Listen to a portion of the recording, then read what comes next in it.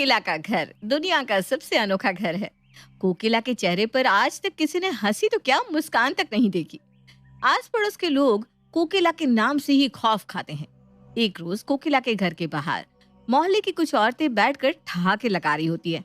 उन लोगों की आवाज से कोकिला का मन चिड़चिड़ाने लगता है और अपने आप से कोकिला कहती है, लगता है इन लोगों को कोई काम नहीं है। जब देखो बाहर बैठी हंसी ठिठोली करती रहती है, सिर में दर्द कर दिया। इधर औरतें बात कर रही थी। कोकिला के घर के बाहर बहुत अच्छी छांव है, उधर तरफ तो धूप से चेहरा चिलचिला जाए। कल से ना हम यहीं बैठेंगे। कुछ खाने का लिया ना सब कल से, तब तो यहीं छोटी पिकनिक हो जाएगी। सब हंसने लगती हैं और एक साथ कहती हैं, हमारी पिकनिक तो यहीं हो जाएगी। हमारी पिकनिक तो यहीं हो जाएगी। इतने में ही कोकिला अपने घर का दरवाजा खोलकर बाहर आती है। कोकिला को देखकर सब उठ जाती हैं, सबके चेहरे पर डर छा जाता है। तभी कोकिला अपनी कड़क आवाज में कहती है, ये क्या सब्जी बाजार लगा रखा है? अपने अपने घर में आग लग गई है क्या? है? वहां जाकर करो ये हंसी ठिठोली। मुझे मेरे घर के बाहर नहीं चाहिए ये आवाज, कान खोल के सुन लो। माहौल शांत हो जाता है। कोकिला भाषण देकर वापस घर में चली जाती है और औरतों का मुंह बन जाता है। देखा कैसी औरत है, किसी की हंसी इस औरत को नहीं भाती। देख लेना, इसकी बहू ऐसी आएगी जो दिन भर हंसती रहेगी, तब देखती हूँ मैं क्या करेगी। बड़ी डॉन बनती फिरती है। ऐसी औरतों को उसके घर वाले ही ठीक करते हैं। आने दो बहू को, हम पर तो इतना चिल्ला कर गई है, देखते हैं उस पर कैसे चिल्लाती है। सभी औरतें अपने अपने घर चली जाती है। इधर कोकिला विवेक से पूछती है, तुझे कोई लड़की पसंद है तो बता दे, वरना फिर मैं देखूं तेरे लिए लड़की। माँ, मेरी जिंदगी में कोई लड़की नहीं है। जिसकी माँ तुम हो उसके पास कौन लड़की फटक सकती है?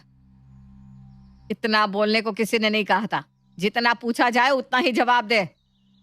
कोकिला गुस्से में बम बन जाती है। आजकल के बच्चे एक पूछो तो 10 का जवाब देते हैं। मैं अपनी जैसी कोई लड़की ढूंढ के ले आऊंगी जो सबकी लगाम खींच कर रखेगी। कोकिला की बात सुनकर विवेक कहता है, तब तो मैं गया, कोई मुझसे ऐसे ही नहीं पटती। अब आप अपने जैसी लड़की ला देंगी तब तो कोई मुझसे बात करने से पहले भी सोचेगा। दिन बीतने लगते हैं। कोकिला अपने जैसी लड़की लाने की तलाश में लग जाती है। इधर अरुण का रास्ते में एक्सीडेंट हो जाता है और नंदिता नाम की एक लड़की उसे डॉक्टर के पास ले जाती है। अंकल जी, आप चिंता मत कीजिए, सब ठीक हो जाएगा। बेटा, मैं अपने घर कैसे जाऊंगा? अंकल जी, मैं हूं ना, जहां मैं हूं वहां क्या गम। नंदिता बहुत ही हंसमुख मिजाज की लड़की है और हर छोटी बड़ी बात पर हंसती रहती है। नंदिता को देखकर अरुण के मन में ख्याल आता है, काश ये मेरी बहू बन जाए। नंदिता के घर में आने से घर का माहौल ही बदल जाएगा और आगे की जनरेशन भी। नंदिता अरुण का प्लास्टर करवाकर उसे उसके घर छोड़ देती है। अरुण कोकिला को नंदिता के बारे में बताते हुए कहता है, नंदिता बिल्कुल तुम्हारी तरह सब कुछ खुद ही संभाल लेती है। तुम इधर विवेक के लिए लड़की देख रही हो, इससे अच्छा है कि नंदिता से ही विवेक का रिश्ता तय कर दो।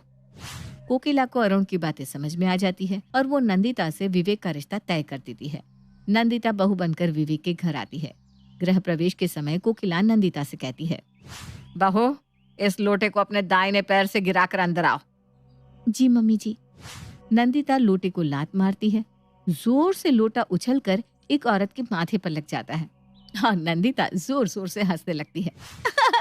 ये तो कॉमेडी हो गई, आपके सिर का दर्द सही हो जाएगा।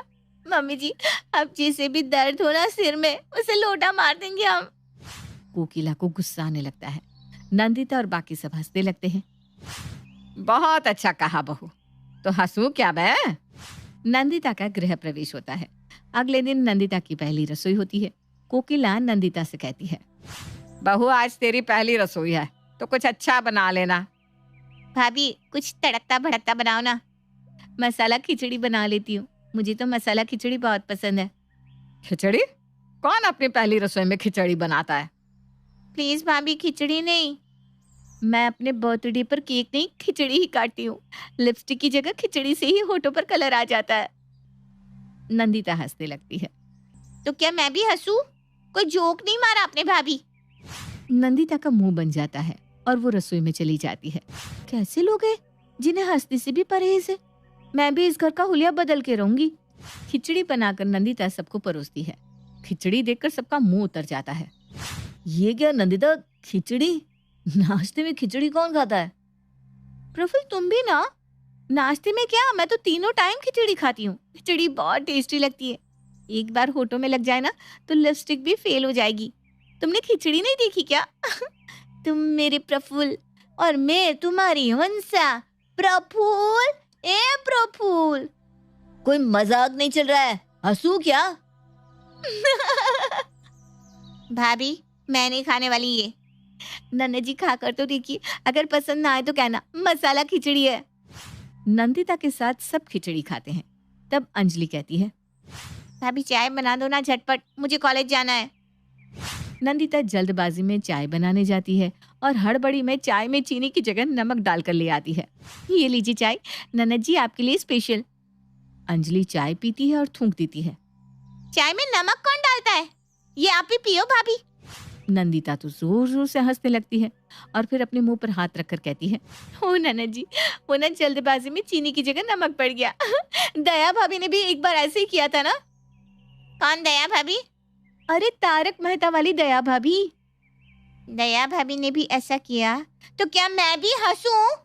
भाभी आप भी ना। अंजलि अपने कॉलेज के लिए निकल जाती है। इधर अरुण मन ही मन खुश होता है। मेरी बहू इस घर का नक्शा बदल देगी। एक रोज नंदिता कपड़े धो रही थी। तब कोकिला उसके पास जाकर कहती है, बहू, वॉशिंग मशीन में कपड़े साफ नहीं होते, हाथ से रगड़ रगड़ कर धोना कपड़े। मुझे तो वॉशिंग मशीन में धुले कपड़े पसंद ही नहीं है। ठीक है मम्मी जी, मैं हाथों से धो देती हूँ कपड़े। नंदिता कपड़े धोती है और कोकिला की साड़ी को इतना रगड़ती है कि वो फट जाती है। अरे अब क्या करूं, मम्मी जी की साड़ी तो गई। जस्ट चिल नंदू, मम्मी जी ने ही कहा था रगड़ कर धोना। ये सबूत के लिए है कि कपड़े रगड़ रगड़ के धोए हैं मैंने। नंदिता फटी साड़ी सुखा देती है। छत पर फटी साड़ी देखकर कोकिला नंदिता से कहती है, बहू, ये किसकी साड़ी फाड़ दी तुमने? नंदिता जोर जोर से हंसने लगती है। मम्मी जी आपकी साड़ी है, पहचान नहीं पा रही है ना आप? वो फिर से जोर जोर से हंसने लगती है। मम्मी जी अब आप कह नहीं सकती कि मैंने कपड़े रगड़ रगड़ कर नहीं धोए थे। क्या? ये मेरी साड़ी है, धोने को कहा था तुम्हें, फाड़ने नहीं। और क्या दांत फाड़ फाड़ कर हंस रही है? हंसना सेहत के लिए अच्छा होता है मम्मी जी। तो क्या साड़ी फटने पर मैं हंसूं? दिमाग खराब हो गया है तेरा बहू। इसी तरह दिन बीतने लगते हैं। नंदिता अपनी आदतों से बाज नहीं आती और दिन भर हंसती रहती है। इधर जितना नंदिता हंसती है उतना ही कोकिला का खून जलता है। एक रोज कोकिला नंदिता से कहती है, बहू मेरी साड़ी में फॉल लगा दे अच्छे से। मम्मी जी वो कुछ नहीं सुनना। तू मुंह पर ना पहले सेलो टेप लगाया कर, फिर जाकर साड़ी में फॉल लगाना। कम से कम तेरी बकवास तो सुनने को नहीं मिलेगी। और हाँ, साड़ी में फॉल लगाना है, फाड़ना नहीं है। नंदिता गर्दन हिलाकर हाँ में जवाब देती है। कोकिला अपने कमरे में चली जाती है। इधर नंदिता अपनी ननद अंजलि के हाथ बांध देती है और उसके मुंह पर सेलो टेप लगाकर हॉल के कोने में बिठा देती है। ननद जी मुझे माफ कीजिए, अब मम्मी जी ने मुझे कहा है तो उनकी आज्ञा तो माननी पड़ेगी ना। अंजलि तड़फड़ाती रह जाती है। इधर नंदिता साड़ी की जगह अपने ससुर की धोती में फॉल लगाने लगती है। पूरा फॉल लगाकर नंदिता अंगड़ाई लेते हुए कहती है, लग गया फॉल ननद जी, बहुत ही मुश्किलों से लगा है फॉल। तभी सब हॉल में आते हैं और अंजलि को इस तरह बंधा देख विवेक की हंसी नहीं रुकती। ये क्या है, जो आज तक हम नहीं कर सके वो किसने कर दिया? वैसे अंजलि तू इसी तरह ठीक है। अंजलि पैर मारने लगती है और विवेक उसके मुंह से सलोटे हटाकर उसके हाथ खोल देता है। अंजलि विवेक पर बहुत गुस्सा होती है। तभी नंदिता फॉल लगी हुई धोती कोकिला को देकर कहती है, मम्मी जी ये लीजिए आपकी साड़ी हो गई। कोकिला धोती खुलती है और जोर जोर से हंसने लगती है। बहू तू ना पूरी कार्टून है। ये साड़ी नहीं, ये तेरे पापा जी की धोती है। ओह शिट, मम्मी जी फिर गड़बड़ हो गई। पर अब सब हंसने लगते हैं।